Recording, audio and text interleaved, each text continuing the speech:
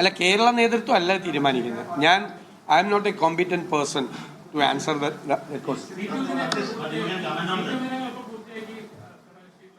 അത് അതിൻ്റെ അന്തിമഘട്ടത്തിലാണ്.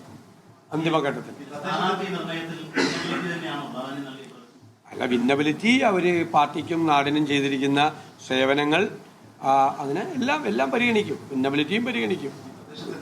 നോക്കുന്ന ആളെ കൊണ്ട് ആരെങ്കിലും നിർത്താൻ നോക്കുക, ജയിക്കുന്ന ആളെല്ലാം നമ്മൾ നിർത്താൻ നോക്കുള്ളൂ.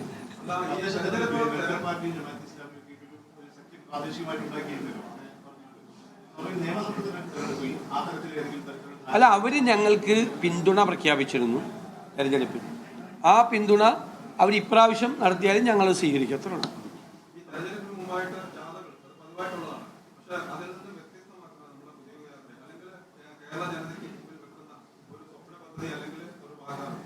അത് പ്രഖ്യാപിക്കും ഞങ്ങൾ.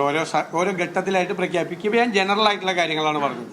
ഇത് ഓരോന്നായിട്ട് പല സ്ഥലങ്ങളിലായി ഈ ജാഥ കടന്നു പോകുന്ന സ്ഥലങ്ങളിൽ പ്രധാനപ്പെട്ട പദ്ധതികൾ പ്രഖ്യാപിക്കും. ജാഥ തീരുമ്പോഴേക്കും പ്രധാനപ്പെട്ട കാര്യങ്ങളെല്ലാം വരും.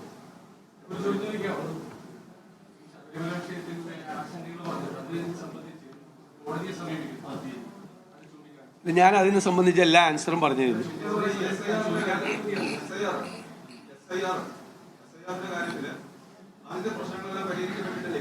പൂർണ്ണമായി പരിഹരിക്കപ്പെട്ടിട്ടില്ല.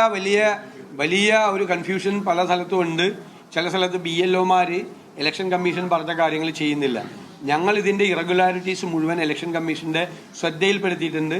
ഇലക്ഷൻ കമ്മീഷനും ജില്ലാ ഇലക്ടറൽ ഓഫീസർമാർ, ജില്ലാ കളക്ടർമാരും അവരെ ഞങ്ങൾ ബന്ധപ്പെടുന്നുണ്ട്. അവർ വേണ്ട ഡയറക്ഷൻ കൊടുത്തിട്ടുണ്ടെങ്കിലും പല സ്ഥലത്ത് ഇപ്പോൾ ലോജിക്കൽ ഡിസ്ക്രിപ്പൻസീസ് വന്ന ആളുകളെ ഹിയറിങ്ങിന് വിളിക്കാതെ അവിടെ വീടുകളിൽ പോയി തിരുത്തണമെന്നാണ്. പല BLOമാർ അത് ചെയ്യുന്നില്ല. കുറേ പേര് നന്നായി ചെയ്യുന്നുണ്ട്. നമ്മളിപ്പോൾ BLOമാരെ കുറ്റപ്പെടുത്താൻ പറ്റില്ല. അവർക്ക് അമിതമായ ജോലിഭാരമാണ്. കുറേ ആളുകൾ ചെയ്യുന്നുണ്ട്, കുറേ ആളുകൾ ചെയ്യുന്നില്ല. അപ്പോൾ ചെയ്യാത്ത സ്ഥലങ്ങൾ എവിടെയാണ് എന്ന് അന്വേഷിച്ച് അതിന് പരിഹാരം ഉണ്ടാക്കാനുള്ള ഒരു സംവിധാനം കൂടി ഇലക്ഷൻ കമ്മീഷൻ ഉണ്ടാക്കണം. ഇല്ലെങ്കിൽ അർഹതയുള്ള വോട്ടർമാർ പുറത്തു പോകാൻ പാടില്ല. അതാണ് ഞങ്ങളുടെ നിലപാട്. അതുകൊണ്ടാണ് നമ്മൾ SIRനെ നമ്മൾ ആദ്യം മുതലേ വിമർശിച്ചിരുന്നത്. ഇപ്പോഴും അത് പൂർണ്ണമായ രീതിയിലല്ല അത് നടപ്പാകുന്നത്. ഇനിയും വോട്ടർമാർ പുറത്തു പോകുമോ എന്നുള്ള ഉത്കണ്ഠ എല്ലാ മുഖ്യധാര രാഷ്ട്രീയ പാർട്ടികൾക്കും ഉണ്ട്. തീർച്ചയായിട്ടും.